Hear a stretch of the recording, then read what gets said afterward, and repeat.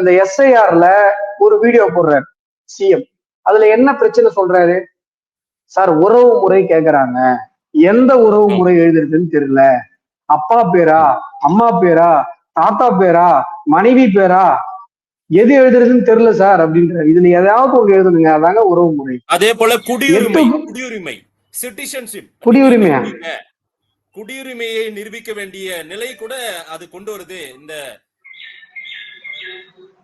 இல்ல குடியுரிமை அதுல கேட்கவே இல்லையா சார்? ஓ எஸ்ஐஆர் ஃபார்ம் உங்க வீட்டுக்கு இன்னும் வரலையா மதேஷ்? பிஎல்ஓ வந்து கொடுத்தாங்களா இல்லையா? ஃபில்அப் பண்ணி கொடுத்துட்டீங்கன்னு கேள்விப்பட்டேன். வந்திருக்கோம், நீங்க ஃபில்அப் பண்ணி கொடுத்துருப்பீங்க. இல்ல, எனுமரேஷன் ஃபார்ம் வந்ததும் நான் முழுமையா அதை கண்டிப்பா பார்த்துட்டு என்னென்னலாம் அது மக்களுக்கு, எளிய மக்களுக்கு பிரச்சனையா இருக்குது. பொதுவா ஃபார்ம் பார்த்தாவே நம்ம மக்கள் கொஞ்சம் பதட்டம் ஆயிடுவாங்க. நீங்க கொடுக்கிற ஃபார்ம் அது இல்ல அது ஃபார்ம் பார்த்தா பதட்டமா வருது. திராவிடர்கள் யாராவது பதட்டமாவாங்க? தமிழர்கள் எங்களுக்கு எல்லாம் ஒரு பிரச்சனையும் இல்ல. நீங்க தமிழரா திராவிடரா? நீங்க பரீட்சையிலேயே வந்து நீங்க பேப்பர் பரீட்சையிலே நீங்க கேள்வித்தாளை பார்த்தா நீங்க பதட்டம் அடைஞ்சிருப்பீங்க.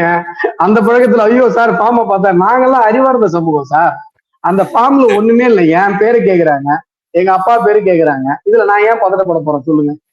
அதுல ரொம்ப தெளிவா இருக்கு. நீங்க ஒரு விஷயம் நல்லா புரிஞ்சுக்கோங்க. அதுல வந்து முதலமைச்சர் என்ன சொல்றாரு, அதுல 3 பார்ட் இருக்கு. முதல் பார்ட், 2வது பார்ட், 3வது பார்ட். 2வது பார்ட்ல ஒரு முறை உறவு முறை கேக்குறாங்க, 3வது பார்ட்ல ஒரு முறை உறவு முறை கேக்குறாங்க அப்படின்றாரு. இதுதான் அவர் ஒரு போட்ட 8 நிமிஷம் வீடியோல அவர் சொல்ற ஒரே குற்றச்சாட்டு. 2வது இடத்துல ஃபார்ம் நீங்க ஃபில்அப் பண்றீங்க அப்படின்னு சொன்னா 3வது பார்த்து நீங்க ஃபில்அப் பண்ண மாட்டீங்க.